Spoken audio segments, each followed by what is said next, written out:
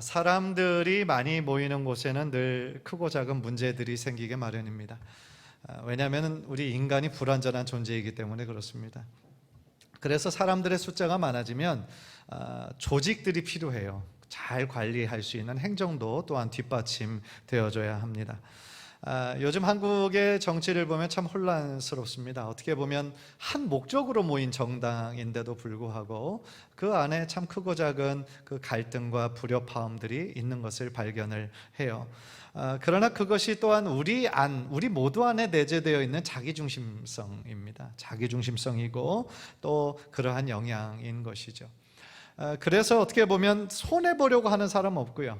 다 자기 기득권을 어떤 일에도 빼앗기지 않으려고 하는 그런 욕심의 표현이 이 하나 되게 하지 못하는 내 방해물이 되는 것이죠.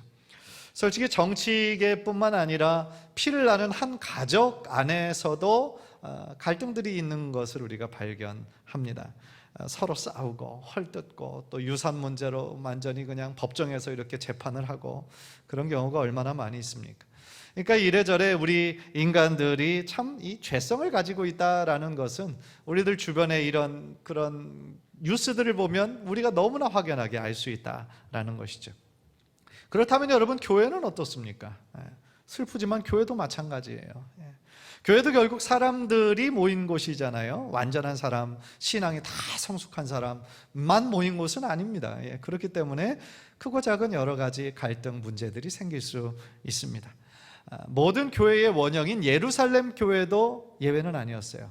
가장 순수했던 교회이지 않습니까? 가장 초기에 시작했던 예루살렘 교회도 역시 어떤 갈등과 문제가 있었습니다. 그러니까요, 우리가 기억해야 되는 것은 그겁니다. 문제가 없기를 우리가 기대하는 것보다 어떤 문제가 생겼을 때 어떻게 반응하느냐, 어떻게 대처하느냐, 그게 중요하다라는 것이죠.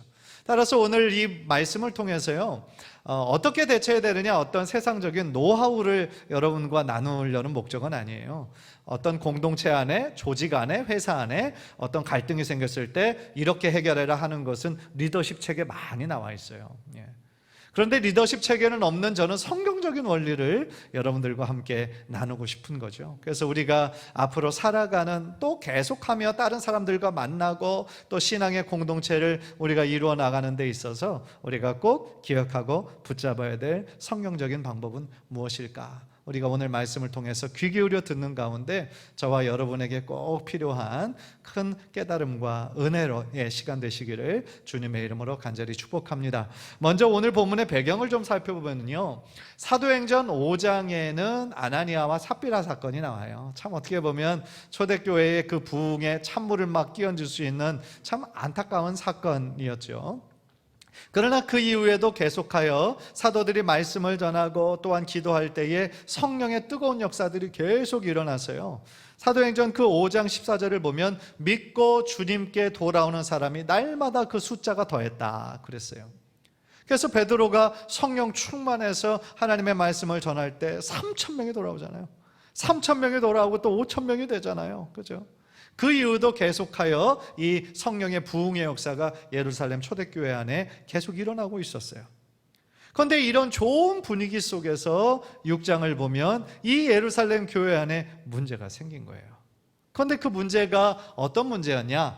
파벌의 문제였다라는 것이죠. 모든 교회의 원형인데, 가장 순수한 형태의 교회인데 어떻게 거기에서 문제가 생길 수 있는가? 생길 수 있어요. 불완전한 사람들이 모인 곳이었기 때문에. 또 그 교회가요, 정확한 숫자는 안 나오지만 오늘날로 따지면 굉장히 아주 큰 교회를 이루게 된 거예요. 2만 명 막 이렇게 큰 교회를 이루게 되었다라고 생각을 해보세요. 초대교회는 아직 조직이 갖추어지지 않았어요.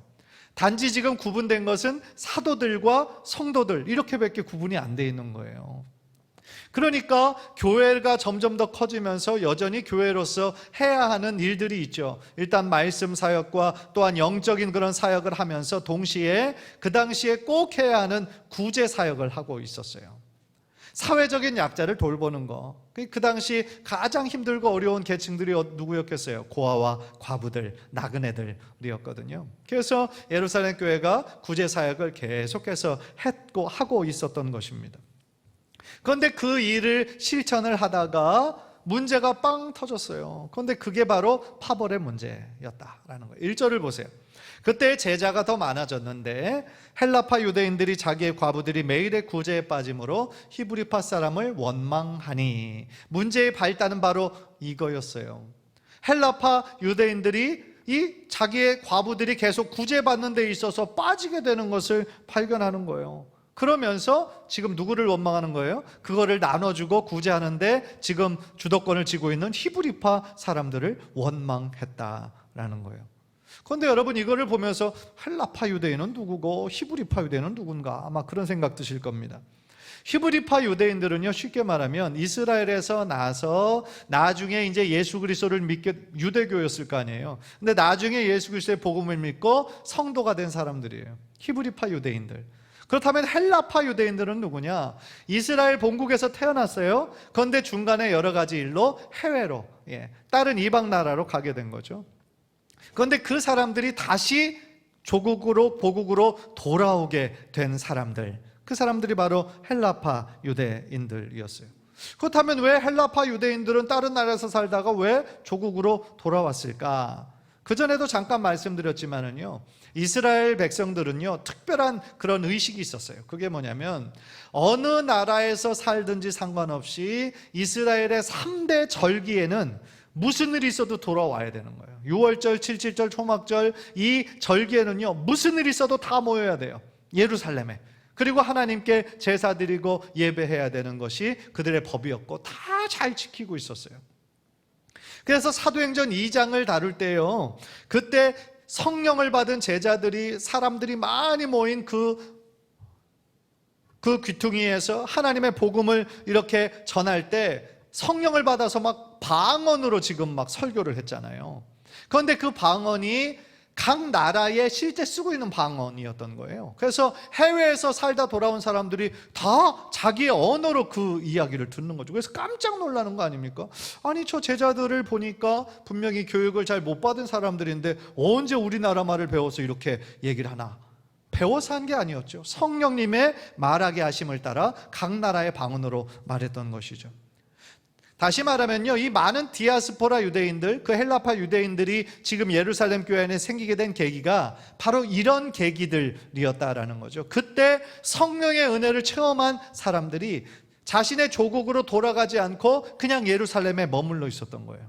왜냐하면 은혜가 너무 좋아서, 은혜가 너무 좋고 계속해서 그 은혜 가운데 머물고 싶어서 본국으로 돌아가지 않았던 거예요. 그런데 그 사람들이 제법 많이 있었던 모양이에요. 그러니까 가지고 왔을 때 그 경비는 뭐 사실은 몇 주, 몇 달 이것만 준비하고 왔었을 텐데 시간이 지나면서 다 써버리고 이제 나중에는 없어서 구제를 받아야 할 그런 여건에 지금 처해 있었다라는 거예요. 그런데 문제는요, 예루살렘 교회 안에서 그 구제 사역을 할 때 도움받아야 될 사람들이 많아지고 있었다라는 거예요. 그래서 구제를 지금 전담하고 있는 히브리파 교인들의 입장에서 볼 때 부담이 되는 거예요. 구제할 수 있는 양은 제한되어 있는데 점점 더 헬라파 유대인들이 많아져요. 그러니까 점점 더 부담이 되고 이것이 그들에게 조금 더 소홀해지게 된 계기가 되었던 것이죠. 그러면서 조금씩 불만이 쌓이게 된 과정 가운데서 이 헬라파 유대인들이 어느 날은 좀 이거 문제 제기를 해야 되겠다 하고 곰곰이 보니까 또 빠지거든요. 그러니까 이제 그 문제를 확 제기하는 거예요. 히브리파 사람을 원망하는 거예요. 사실은 히브리파 입장도 헬라파 입장도 다 이해가 되는 거죠. 히브리파 입장에서는 지금 우리 사람들 먼저 좀 챙기길 원하는 마음이 있었을 거예요. 오랜 유랑 생활을 하고 돌아온 그 사람들에게까지 전체 다 구제를 하기에는 부족한 것이었던 거죠. 그래서 표면적으로는 사실은 헬라파 유대인 과부와 히브리파 유대인 과부의 문제였지만 더 깊은 문제는 이미 그 전부터 이 히브리파 유대인들, 헬라파 유대인들이 서로 이 단절의 벽이 있었다라는 것이죠. 사랑하는 성도님들, 이 세상에요, 완벽한 교회는 없습니다. 교회도 사람들이 모인 곳이에요. 그러니까 완벽한 교회는 없어요. 예루살렘 교회처럼 교회의 원형인 이 교회 안에도 이런 갈등들이 생겼어요. 또 나중에 보면 고린도 전서를 보면 고린도 교회가 나오잖아요. 고린도 교회에 성령의 은사가 얼마나 많이 나타나는지 몰라요. 성령의 은사가 정말 많이 나타나면 좋은 교회 아니에요? 그렇죠. 그런데 정말 좋은 교회였는데 그만큼 갈등과 분쟁도 참 많았던 교회가 고린도 교회였어요. 따라서요, 우리가 늘 명심해야 되는 것은 바로 그거예요. 이 세상에 완벽한 교회는 없어요. 완벽한 성도도 없어요. 누구나 다 연약함이 있어요. 교회는 사실 병원과 같은 곳이에요. 병원과 같은 곳. 병원에 어떤 사람이 가요? 아픈 사람이 가요. 다 그 병 고침을 받으려고 병원에 간단 말이에요. 지금 교회에 모인 사람도 마찬가지예요. 영적으로 다 하나님 만나고 싶고 하나님의 은혜가 필요하고 하나님의 치유가 필요하신 분들이 모인 곳이에요. 어떤 분들은 하나님의 은혜로 치유함을 받았어요. 은혜로 충만해요. 감사한 일이죠. 그런데 여전히 진행형인 분들이 계세요. 그러니까 아직은 예수 그리스도의 형상으로 성숙해지기보다는 여전히 세상의 아픔과 갈등을 그대로 가지고 있단 말이에요. 따라서 교회 안에 다 모든 분들이 다 천사와 같은 분들만 모인 것이 아니에요. 신앙의 여러 단계의 사람들이 다 하나님의 은혜를 사모하는 마음으로 모인 곳이란 말이에요. 따라서 크고 작은 갈등들이 생길 수 있어요. 있어요. 우리 교회는 절대로 그런 일이 안 생겨. 오히려 우리가 과신하고 자신만만하면 그걸로 넘어질 수 있는 거예요.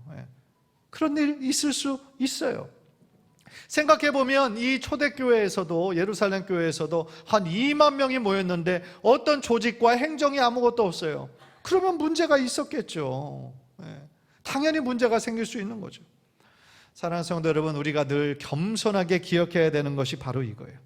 우리가 다 연약하고 다 주님의 은혜와 자비가 필요한 사람들이기 때문에 우리에게 정말 필요한 것은 다른 사람을 정죄하고 비난하고 판단하는 것이 아니에요. 다 하나님의 긍휼의 눈으로, 내가 하나님의 긍휼하심에 힘입어 하나님의 자녀 되었던 것처럼 저분도 아직 하나님 만나지 못했구나, 저분도 하나님의 은혜가 필요하구나, 그런 주님의 긍휼하심과 주님의 자비의 눈으로 바라보면 사실은 이해하지 못할 것이 없는 거예요. 왜냐하면 우리도 다 연약했죠. 처음부터 성숙한 사람이 누가 있어요. 따라서 교회 안에 어떤 크고 작은 갈등이 생길 때에, 문제가 생길 때에 우리가 꼭 기억해야 되는 것은 그 문제가 생겼다라는 자체로 실망하고 좌절하고 교회를 떠나고 그것이 아니라 그 문제를 어떻게 성경적으로 대처하느냐, 어떻게 믿음으로 그것을 극복해 나가느냐, 그게 중요하다라는 거예요. 왜냐하면 그런 어려움과 문제와 갈등들을 통해서 하나님은요 다 선하신 목적을 가지고 계신 거잖아요. 그런 것들을 통해서 우리가 뭘 발견해요? 우리의 자기중심성을 발견하는 거예요. 우리의 자아가 아직도 살아있구나를 느끼는 거예요. 우리들 모두가 다 약점이 있고 실수가 많은 사람들이구나 다시 한번 체험하게 되는 거예요. 그래서 그런 면들을 자꾸 깎으면서, 자꾸 예수 그리스도의 십자가 붙잡으면서 우리의 모난 것들이 점점 다듬어지면서 점점 예수님의 형상으로 변하게 되는 거예요. 그런 면에서 우리 교회가 함께 연합해져 가는 거고 함께 예수님 닮아가게 되는 거예요. 따라서 아픈 만큼 성숙해진다, 그런 유행가 가사도 있는 것처럼 마찬가지예요. 어떤 어려움과 갈등이 있으면 그만큼 하나님께 기도하게 되는 거고 그만큼 하나님의 은혜를 붙잡게 된다라는 것이죠. 따라서 그 모든 문제 자체가 나쁘다라는 그러한 개념보다는 하나님께서 왜 이런 문제를 허락하셨을까? 하나님의 마음이 무엇일까? 그렇게 기도하면서 그 문제를 잘 대처할 때 결국은 하나님의 선하심이 우리 교회 안에, 우리 공동체 안에 흘러 넘치게 될 줄 믿습니다. 그렇다면은요, 이 사도들은 이 지금 처음 겪는 문제예요. 처음 겪는 문제고 지금 어떻게 될지 모르겠어요. 그 상황에서 사도들은 어떻게 대처했을까요? 그들은요, 성령의 지혜를 의지하면서 성령의 지혜로 대처했어요. 여러분 2절을 보세요. 2절. 12사도가 모든 제자를 불러 이르되 우리가 하나님의 말씀을 제쳐놓고 접대를 일삼는 것이 마땅하지 아니하니 그랬어요. 세번역 좀 쉬운 성경으로 보니까 우리가 하나님의 말씀을 전하는 일은 제쳐놓고서 음식 베푸는 일에 힘쓰는 것은 좋지 못합니다 그랬어요. 여러분 이 구절에서 가장 인상적인 게 뭔지 아세요? 12사도가 지금 어떤 문제가 생겼어요. 갈등이 생겼어요. 그 원인을 다른 사람에게서 찾지 않았다는 거예요. 다른 사람에게서 찾지 않고 지금 자신들에게서 먼저 찾았다라는 거예요. 여러분 보통 우리들은 어떤 문제가 생겼어요. 어떤 갈등이 생겼어요. 그러면 우리의 관심은 뭐에 있어요? 그 말 누가 했어? 누구야? 어떤 말을 했어? 누가 주동자야? 이게 우리의 관심이 거기에 많이 쏠리잖아요. 그죠? 그래서 그러면서 누가 그 말을 했냐 그러면서 혹시 그 사람 아니야? 내 마음에 감이 오는데 아유 그럼 그렇지 문제 덩어리야 아주 그냥 이런 식으로 말할 때가 얼마나 많이 있냐는 거예요. 그런데 사도들은요 누가 그 말을 했고 누가 문제 제기를 했고 그거에 관심이 있는 게 아니에요. 그 사람을 밝히려 하는 게 있는 것이 아니라 이 문제가 생긴 것이 결국은 자신들의 문제다라는 거예요. 즉 우리가 하나님의 말씀 전하는 걸 제쳐놓고 음식 베푸는 것에 더 집중했다라는 것이 문제가 된 것을 그들은 딱 느끼고 있었다라는 거예요. 물론 여기서 우리가 기억해야 되는 것은 음식을 베풀고 구제하는 것이 뭐 하찮은 일이거나 뭐 이것을 무시해서 하는 말이 아니에요. 더 본질적인 사역, 특별히 하나님께서 사도들을 세워 교회를 이루게 하시고 다른 사람들을 말씀으로 가르쳐야 되는 귀한 사명을 주신 거잖아요. 그 일이 더 본질적으로 중요한 일인데 점점 교회가 커지고 할 일이 많아지다 보니까 말씀 기도하는 그 일에는 소홀해지고 오히려 사람들 챙기고 막 먹을 거 주고 이러다 보니까 자신들의 이 사명에서 멀어지고 있었다는 것을 깨달은 거예요. 그래서 그 두 개의 핵심 사역 가운데서 우선으로 삼아야 되는 것이 이 말씀과 기도인데 그렇지 못했구나. 그러면서 하나님 앞에 자신들의 문제를 먼저 발견을 했다라는 거죠. 오늘 물론 우리가 다 아는 것처럼 사도들은 기회가 닿는 대로 복음을 전하는 사명을 감당했죠. 예수님의 십자가와 부활을 전했기 때문에 날마다 주님 앞에 나오는 사람들이 그 숫자가 더하여 진 것 아니겠습니까? 그런데 점점 더 사람들이 많아지면 부차적으로 행해야 하는 행정적인 일들이 당연히 따라오게 되잖아요. 그런데 여러분 문제는 뭐냐면 사람들이 많아지면 일꾼들도 같이 많아져야 되잖아요. 그런데 사람들이 많아져야 되는데 당시에 현실적으로 그렇지 않았다는 거예요. 상대적으로 일할 수 있는 일꾼의 수는 너무나 제한적이었다는 거예요. 결과적으로 기존에 다른 일을 하던 사람에게 또 그 일이 다른 일이 부과가 되니까 그 사람들은 너무 과중된 일로 힘든 거였다라는 거죠. 그러다 보니까 사도들이 본질에서 조금씩 멀어지게 됐던 것이 아닌가. 오늘 본문을 통해 우리에게 깨달음을 주시는 거죠.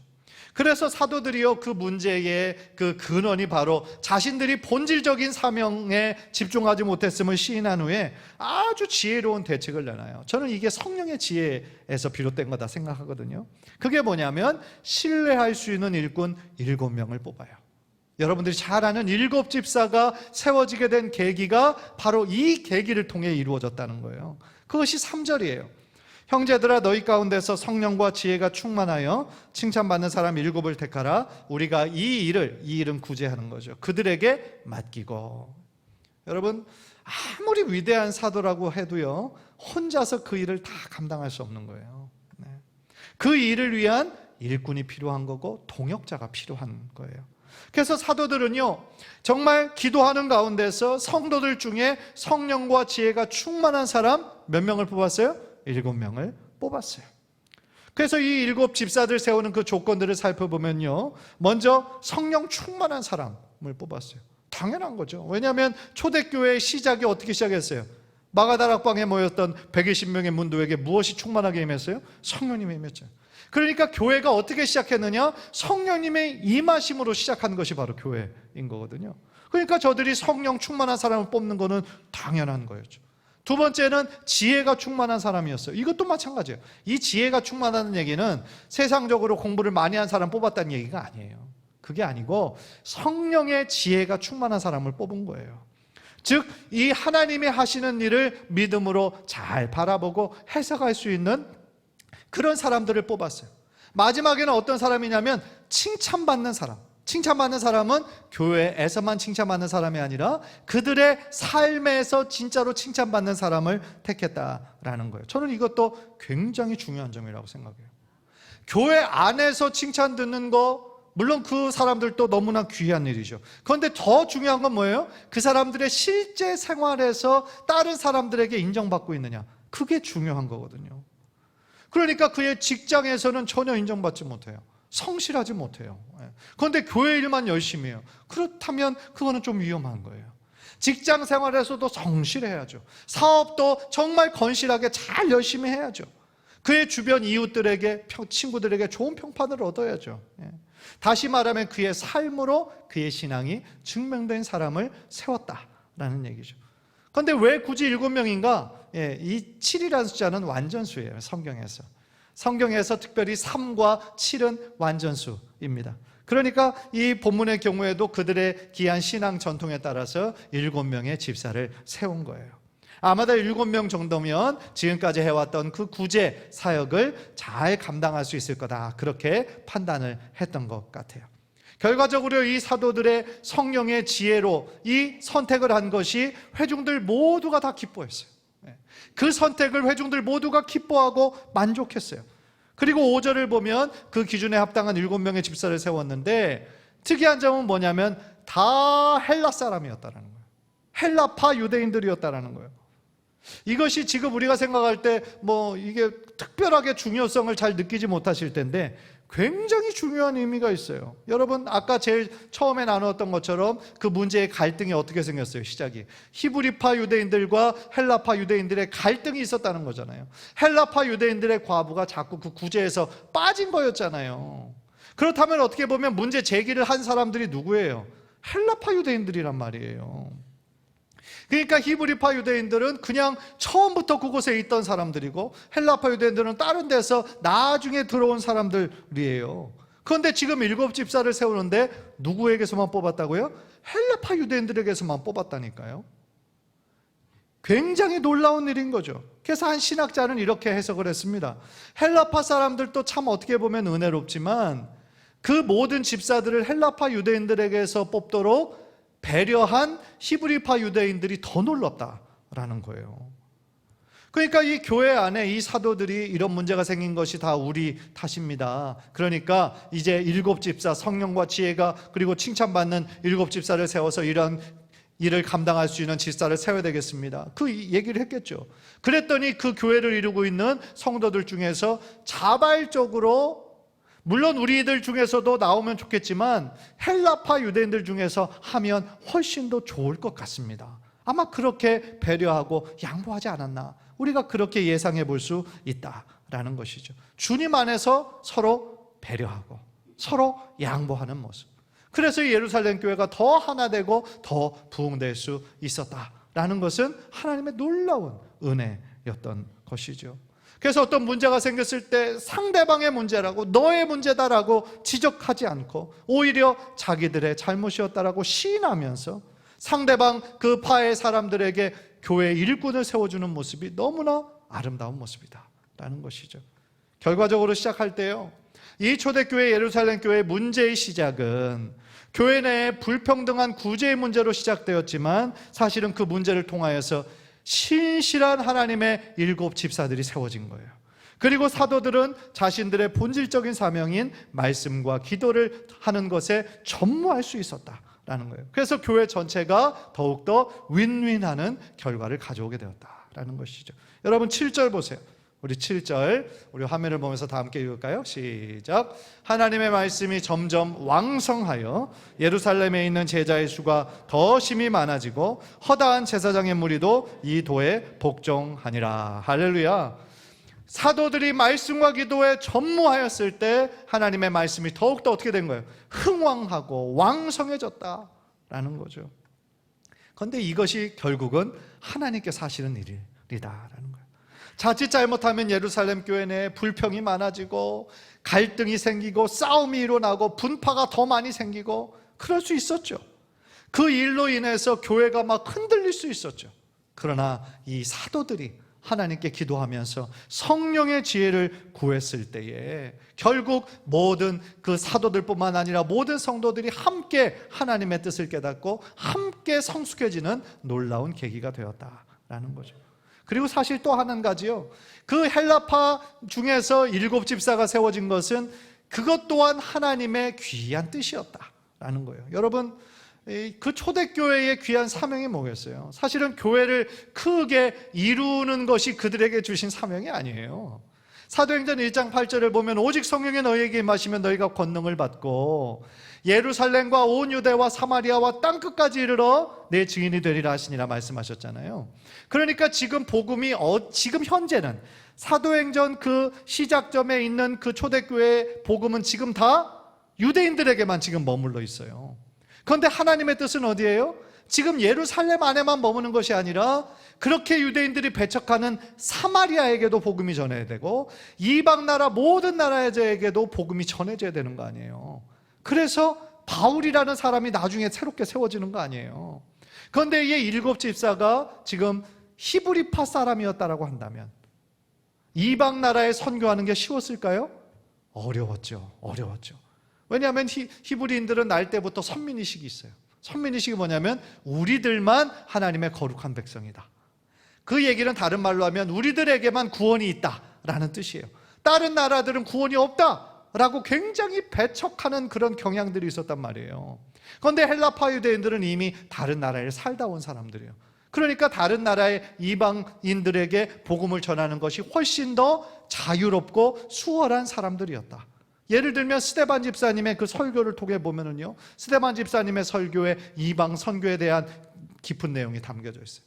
또 빌립 집사 같은 경우는 어디에서 가서 복음을 전했냐면 사마리아에 가서 복음을 전했고요. 나중에 에티오피아 이방인 내시가 왔었잖아요. 그에게 또 복음을 전하고 세례를 베푼 사람이 또한 이 7 집사 중에 한 사람인 빌립 집사였다라는 거죠.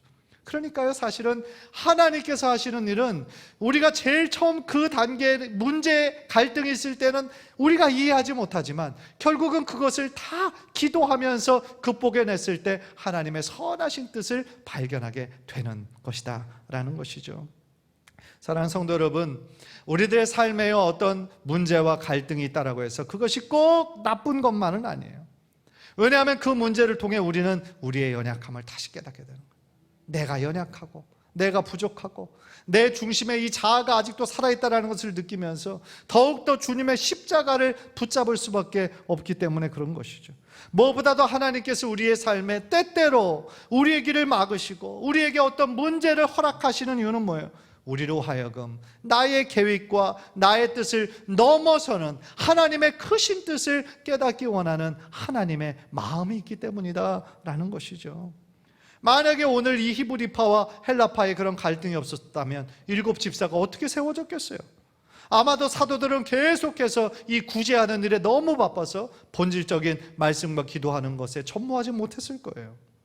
따라서 중요한 거는요, 우리의 그 삶에서 또한 앞으로의 그 교회 신앙생활에서 어떤 문제를 만났을 때 우리가 그것을 어떻게 기도하면서 성경적으로 대처해 나가느냐, 그게 중요한 문제다라는 거예요. 세상적인 방법으로 합리적인 방법을 먼저 구하는 것이 아니라 하나님께 기도하면서 하나님의 뜻을 먼저 구하는 우리 성도님들 되시기를 주님의 이름으로 간절히 축원합니다. 그렇기 때문에 우리들 모두에게 필요한 것은 성령의 지혜인 거예요. 우리 한번 따라해 보십시다. 주여, 성령의 은혜를 부어주소서. 주여, 성령의 지혜를 허락하소서.